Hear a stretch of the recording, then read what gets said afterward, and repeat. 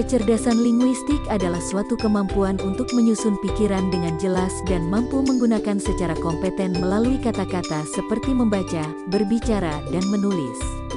Kecerdasan linguistik merupakan kemampuan seseorang dalam mengolah serta menggunakan kata dengan sangat baik, baik itu secara lisan maupun secara tulisan. Penguasaan kata yang matang, suara dan ritme yang sangat jelas dan tenang serta intonasi yang diucapkan dengan baik merupakan bentuk dari kecerdasan linguistik ini.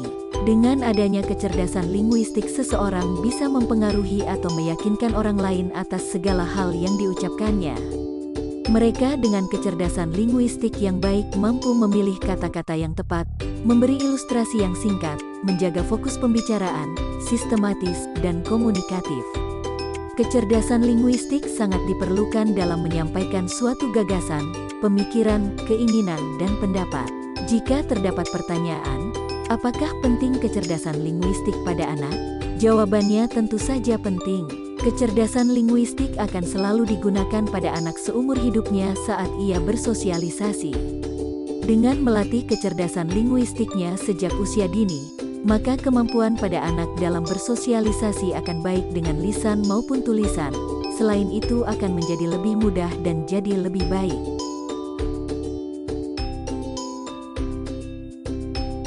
Kemampuan lebih dalam menguasai bahasa asing. Seseorang yang pintar atau memiliki kemampuan dalam mengolah kata tentu memiliki kemampuan untuk mengingat banyak kata. Bagi individu yang memiliki kecerdasan linguistik, cenderung memiliki karakteristik belajar menggunakan media membaca dan juga menulis. Kemampuan untuk mendengar dan merespon setiap suara. Selain itu, kemampuan dalam kecerdasan linguistik adalah mendengar dan merespon setiap suara, ritme dan warna suara. Kecerdasan linguistik juga mampu dalam memaknai ungkapan kata dari orang lain dengan benar.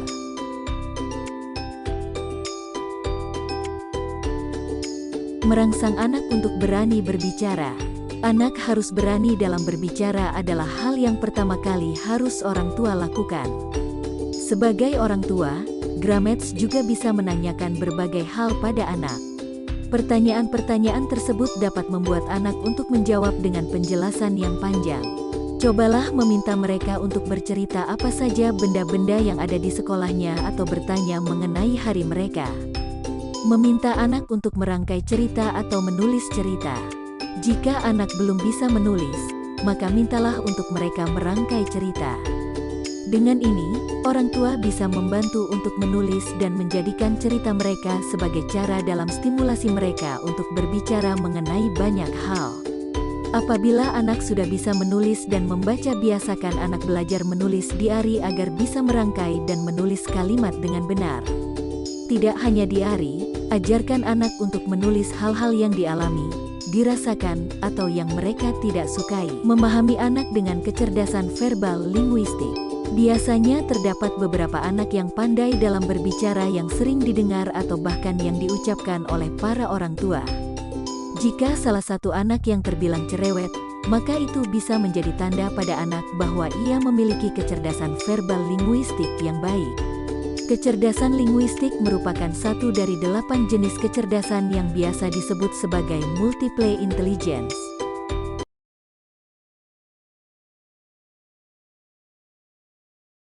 Howard Gardner adalah seorang ahli psikologi perkembangan dan profesor pendidikan dari Graduate School of Education, Harvard University, Amerika Serikat. Ia mulai menuliskan gagasannya tentang kecerdasan majemuk dalam bukunya Frames of Minds pada tahun 1983. Howard Gardner lahir pada tanggal 11 Juli tahun 1943 di Scranton, Pennsylvania, Amerika Serikat. Orang tuanya adalah pengungsi Nazi dari Jerman. Mereka melarikan diri dari Nuremberg, Jerman pada tahun 1938 bersama anak mereka Eric yang baru berumur 3 tahun.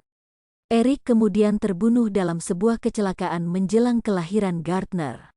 Kedua peristiwa ini tak pernah diceritakan orang tuanya selama masa kecilnya.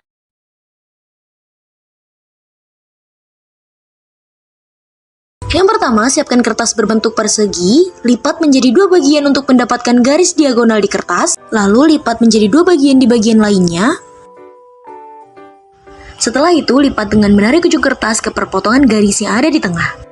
Dan lakukan di setiap ujung kertas.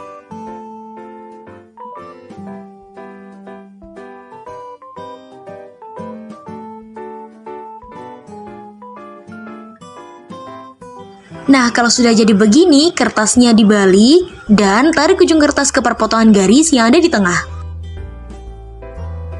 Setelah itu, lakukan di setiap ujung kertas.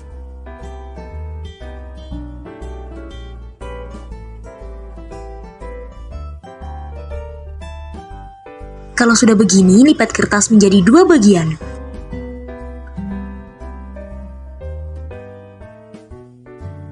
Nah, di bagian situ kalian bisa tulis nama buah, nama benda, nama kota, atau nama-nama lain sesuka kalian. Sebagai contoh, kami di sini pakai nama-nama kota ya. Nah, kalau sudah semua, kertasnya dibuka, ditulis dari nomor 1 sampai nomor 8 seperti yang ada di video. Setelah itu, setiap ujung kertas dibuka dan ditulis hadiah atau hukuman di belakang setiap nomor. Untuk hadiah dan hukumannya tidak ada patokan yang pasti, sekreatif kalian aja ya.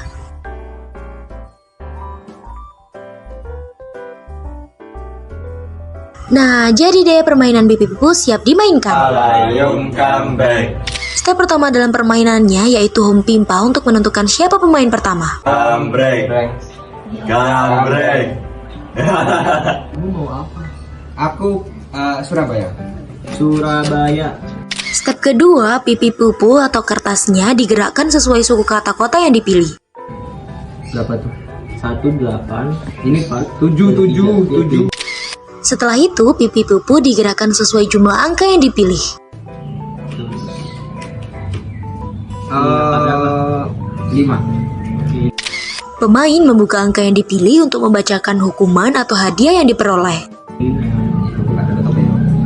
Selamat Anda mendapatkan PS3. Yeay, dapat PS3. Ini aku aja. Surabaya. Surabaya. Berapa? 6. 2 ke 4, 5, 6. Berapa? 6. Nah, buka. Kamu menentukan gaya monyet. Ayo. Gaya monyet. Ayo. Ayo. Ayo Riz. Aku oleh dong.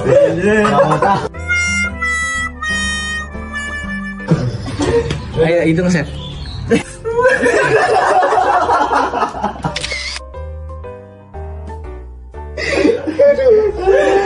Gak apa-apa. Kamu milih mana? Omongan deh. Omongan. 7. 1, 2, 3, 4, 5, 6, 7. Nomor 1 wis. Dapat uang 5.000. Dapat. Nanti minta mama. Ada dipotong paling. Jakarta. 1. 3. Lihat pernah. Bes dapat permen juga ya guys ya. Alhamdulillah. Iya kemarin ya guys ya. Dipotong pajak ya setengah nanti. Terima kasih.